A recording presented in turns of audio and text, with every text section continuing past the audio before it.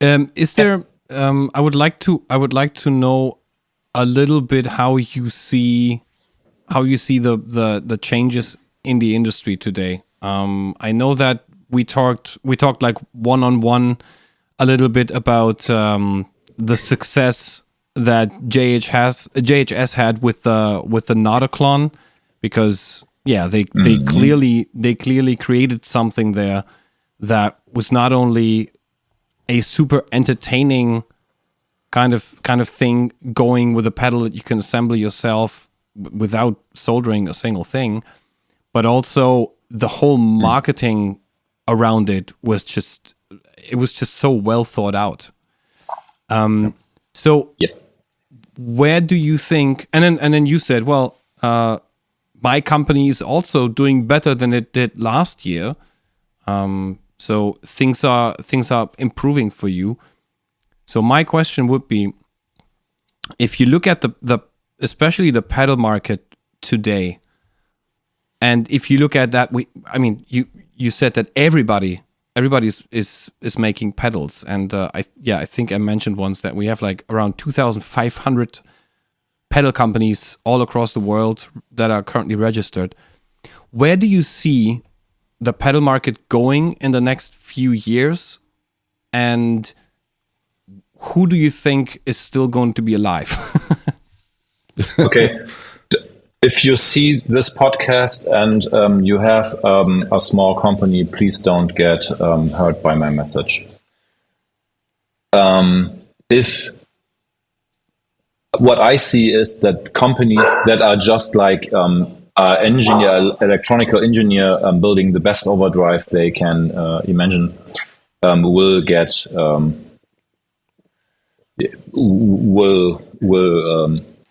get into dust, like disappear, won't be there and disappear, because marketing is not everything, but a lot.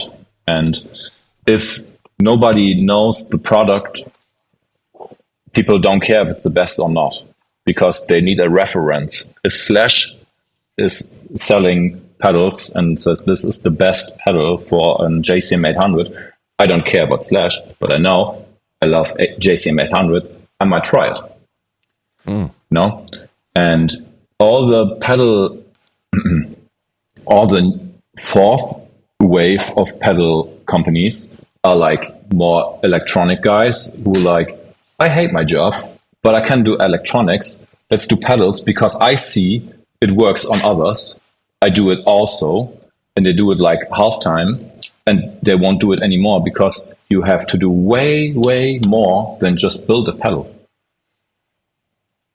And this is the magic barrier that we already crossed. That's why so many companies were at peak times, Corona and before, and now not anymore. Frank, how many German pedal builders do we have right now that you can count? That I can count? Army, Orion, KMA, or Orion. We have, you have JPTR FX, we have Red Sun FX. We have Occo. Red Sun does not. I don't know if Red Sun does stuff, but I think not anymore like they used to. No, let's say it this way. I think it's just very small badges. They don't do that much anymore. But if we had to look at the companies that are relevant, and with relevance, I basically mean you have heard about these companies living maybe in the US and so on. And they're also living from it. Yeah, exactly. And they're also making it's a business. It's a sustainable business. Then I would say no more than 10 companies, most likely less, way less. I don't count Engel or Lele into it because they mostly do not pedals. Lele makes pedals, but they don't do like, it's more like accessories, whatever. Good stuff, by the way. Not trashing, but... No. It's you know what I mean. Lele makes great stuff, 100%. but it's not a traditional pedal company. Neither is Engel. Engel is an amplifier company. They don't make fast pedals or dealer. Exactly. They just do pedals. They also do pedals because at some point they thought they want to enter the pedal market and they want to cut into people's market share, which I don't see working for Engel particularly well. But that's a different it's a different topic. So in Germany, but also in Germany, as you mentioned before, it's a lot harder to register and establish a business and then to stay in business than in other parts of the world. Whereas in the US, for example, I don't think most people who build pedals in the US even have a proper business registration. If I'm not mistaken, for companies, like for me in Canada, if you make below a certain bracket, it's not taxable by the government. So if you start to make, I think it's over 20,000 a year or something like that from sales. I could be wrong, but that's what I remember because I was trying to register my YouTube channel and all that. And when I got to see how pathetic of money I make from YouTube and what they required, I never registered. So for any independent worker, that's kind of the thing. It's like you have to look at your bracket. You have to look at all the stuff like, do you have many expenses throughout the year? Do you have any marketing expenses? The whole thing. And since I didn't really fall in that bracket, I never registered. So I think in the States, depending on the different states they're in, they might have that kind of thing. Like if you make below, 15,000 a year, depending where you live, they may not have to register as a company. Yeah. But it seems like you guys in Germany are like super strict about what an independent worker has to do, right? We have that too. And it's only for... it's Kleinunternehmerstatus. Yes, small business regulation. It's like 20,000 to whatever, I don't know. And you don't have to do tax papers as the same, I guess. I don't know anymore. But it's not enough to live from it at all. No, not at all. It's like more like if you do have like an Etsy shop and do like housemaid stuff, like I don't know, jewelry, like jewelry, embroidering and shirts and scrapbooks, like, painting cups, whatever. I don't know. Knitting. Knitting, that's what was the word I searched. Knitting, what was it like for the plants that knitted holder thingies? Oh yeah. So you can put them up on the ceiling and stuff. Stuff like that. Etsy stuff. Yeah, exactly. Now, I'm thinking about quitting YouTube and going that route. Just learn to knit. I could probably like knit pedals and just put a nice circuit in there. Cool. do a knit gig bag. Yeah. I could do that. Knitting for the headstock of your guitars and all sorts of stuff. I mean, possibilities are endless. I could make millions. A holster for the neck, so it's comfortable. Yeah, I was actually thinking about knitting, but for the volume knob on the guitars, so that your hands don't slip. So you have these nice knittings. You could have Christmas themes and Halloween. Yeah. For your fingers, so you don't get hurt from the strings. Yeah, so you don't get calluses. I hate calluses. I knit guard, like a pick guard, knitted. Oh yeah,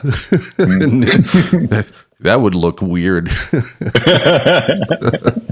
We're coming up with a lot of new ideas for great businesses.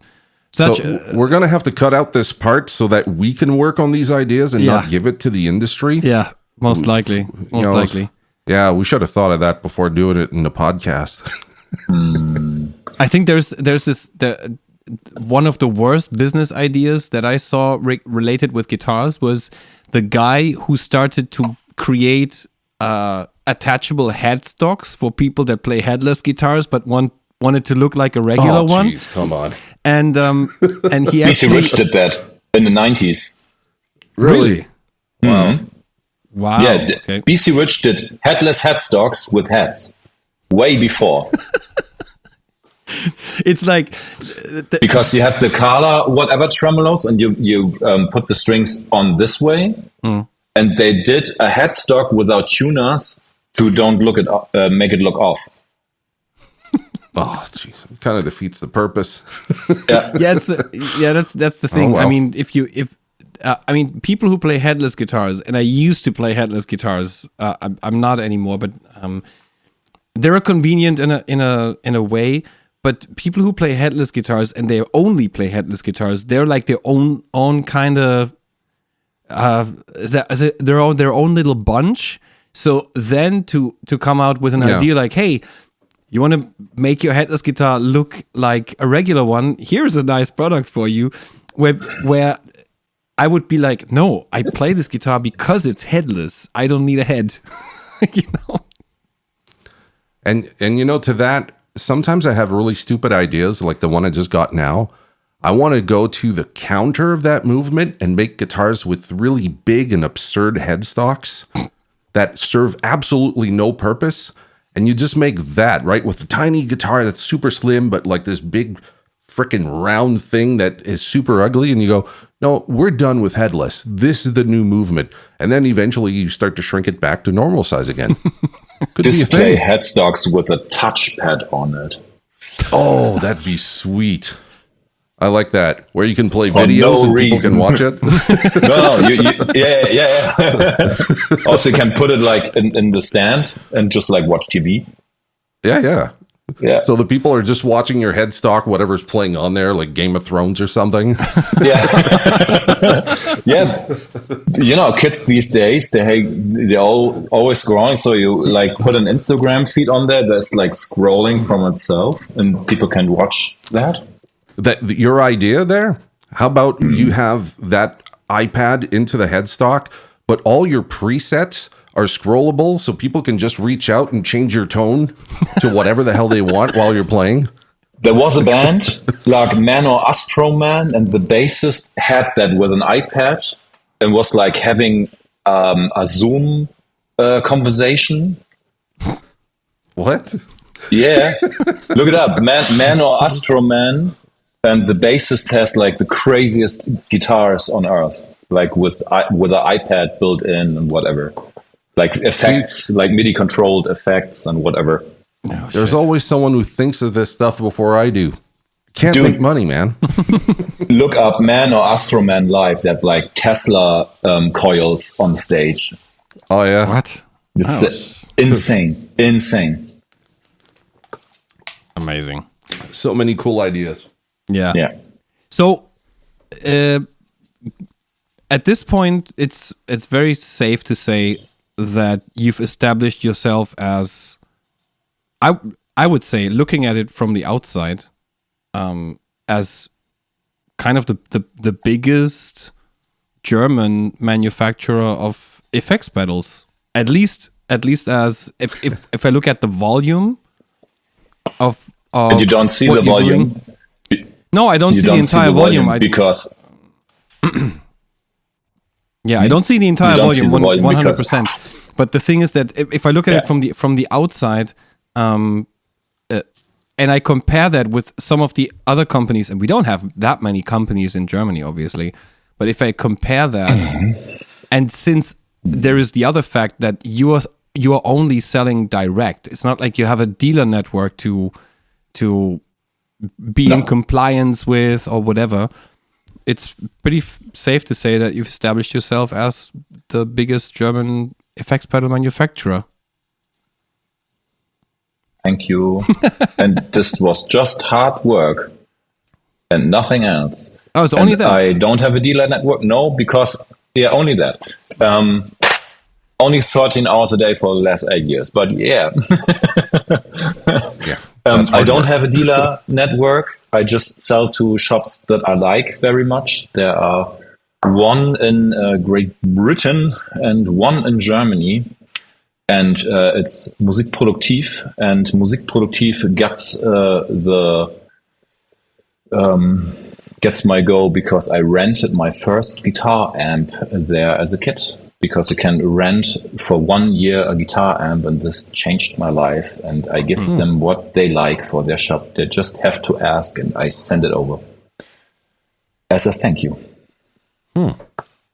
Yeah. So I got a question for you, Chris. Do you think that probably a part of your success has to do with the fact that you're more in touch with how things are done now? Like a lot of companies, when they start out, they don't know that if you want to stay relevant, you have to be on social medias. You have to interact with the people on social media. You have to know how to present yourself on camera. You have to be able to film and broadcast. And I think you guys do all of that, right? So you have a YouTube channel, you have a presence on all the medias. And not anymore. Not anymore? No, we don't have the YouTube channel anymore because I said earlier that I tried a lot, and you have to be very realistic about what works and what not.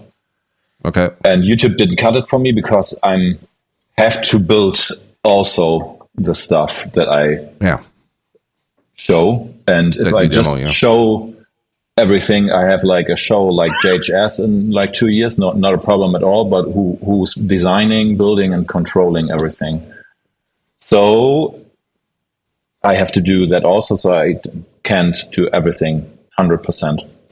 Okay. Sadly. But Instagram works. And I do everything by myself. And you have to, what most people don't do, it's that easy. They don't just Google how to post things online in 2023, because Instagram does this now, and Meta is connected, is this and this, and they don't like if you post YouTube links in it and whatever. Just read it. It's like a half year. Do it in like calendar. Update yourself with actual social media stuff. What is the problem there? I'm getting my whole life through those orders, so I take care that I stay relevant. If I don't do that anymore, that's a decision, but you have to read the rules for it. I see so many bands or brands avoiding being famous because they don't care. They don't care. They have good songs, good stuff, or the brand is like good ideas, whatever, and they're just like posting on Spanish. Nobody can read that. It's just get ChatGPT. Can you translate that for me in English? Thank you. I can't write a sentence without like 10 grammar mistakes because I don't know the word in English, but I can't like read and write properly. I have other talents, but if I write something online, I check everything with ChatGPT or whatever, because that's how it works, And you can do that if you have the time for all that, and for that you have to be full into the company and not half. Whatever. If I know I have to do a reel later because we have new pedals or whatever, I have the time to do that. It's in my menu for this day. So in other words, it has to do with trying to stay relevant, but also having the time and the money to allocate to being able to do like the whole social media thing and just keep pumping out content. I remember a while back I was talking with Brian Wampler, and I was asking him like, who makes your videos? He goes, I do. I go, okay, who edits the video? He goes, I do. I'm like, okay, so you do everything. You script the videos, you film them, and he goes, yeah. But he goes, I can do it because I'm not like in the shops working. Like he's doing a bunch of stuff throughout the day, but it's still his priority to do this. But it's not everyone that can afford to do that. To your case where you're saying, I got a business to run and the videos are not working that much. So that's where other people that create content day in, day out, I guess that's the value in like sending it to a guy like Pete Thorne or Ola England, guys like that, right? They just keep pumping out great content. And for people like yourself, if you can send it to him and he does like this great video and he's got this big reach, then it's worth investing in that as opposed to doing it yourself. The most important thing is that people think they sell with products. And most Instagram pages are like full of products. And we all do that. If we like on the couch, we're scrolling like half an hour, we see commercial after commercial after commercial after commercial. every post is a commercial. People don't want to look at anymore. They're just swiping away. The new whatever, the new guitar, the new... they don't care. And if you want to make it cut for your product, you have to build a community. Like, oh, Chris posted something new. Could be interesting, could be funny. I don't know. You know, and then you see, oh, cool, it's the Wallow pedal. Cool sound for that song. Yeah, of course. And they stayed on my post and saw it. And also, it's, of course, a commercial because I'm a company and I want to sell stuff. But yeah, people only thinking, okay, I post new pictures of this cool amp and it's enough because people will see now, oh, the amp is now online. People don't care. People don't care. They don't care. But if others are talking about it, they do care because they want a community. Okay. It's that easy. It's that easy. Just put the camera on it, on yourself, and just upload it. It's that easy. Yeah. Yeah. Yeah, I guess it depends a little bit on. I think what you are doing is like it is. You always seem to be like super relaxed, and you always seem to be very confident. When you turn. I'm not. I'm not. It's a part of me that is, but inside me, I'm super stressed at some times. I'm also not confident. I told you that I have to eat before we do the whole thing. I'm asking like 4 times which clock time we do the podcast because I fear that I miss something or whatever. I'm always prepared because I know that at some point I'm not that confident or whatever. It's all like all we are. We are like that. And I don't have a problem to show that I'm just a human being. And that's why people like that. It's that easy. That's what big companies do wrong. They just, everything is perfect. Yeah. And people don't believe that anymore. That's a good point. And that's what I was like going for when I said you take your cell phone, you know, you start the video, you just record something. It's always super spontaneous, or it looks super spontaneous. Yeah. You might be maybe running a test recording to see if everything sounds okay, but it's always like super. It looks super spontaneous. It looks super approachable. It looks super authentic. And authentic, yeah. Authentic. That's the thing, and it's just you. You know, you're not acting to be someone else. You're not. No. And that's the difference. And obviously the big companies. Me. Yeah, exactly. That's that's the big companies. Everything is like produced. The lighting is perfect. The sound is 100% perfect and produced as if it was produced in the best, you know, high-end studio that you can imagine. And the people who are talking in front of the camera, a lot of them have a teleprompter and they just read everything. And you can, sometimes you can spot it because of their eye movements, because they're looking either a little bit down or a little bit to the side. Everything's perfect. And you're 100% right. I think people are kind of fed up, kind of tired about that. And it's that's the point. Yeah, it's a point. And it's obviously it's different if you do this video completely by yourself alone, or if you're doing it with somebody else. I mean, if you look at Andertons, for example, these are 2 guys who kind of can establish a certain dynamic by like, you know, creating content. There is some aspect of, you know, being spontaneous, and both have their personalities. But if you do it by yourself, then obviously it becomes a lot harder. And I think what you are doing is you're doing a great job on social media, doing exactly that, being authentic.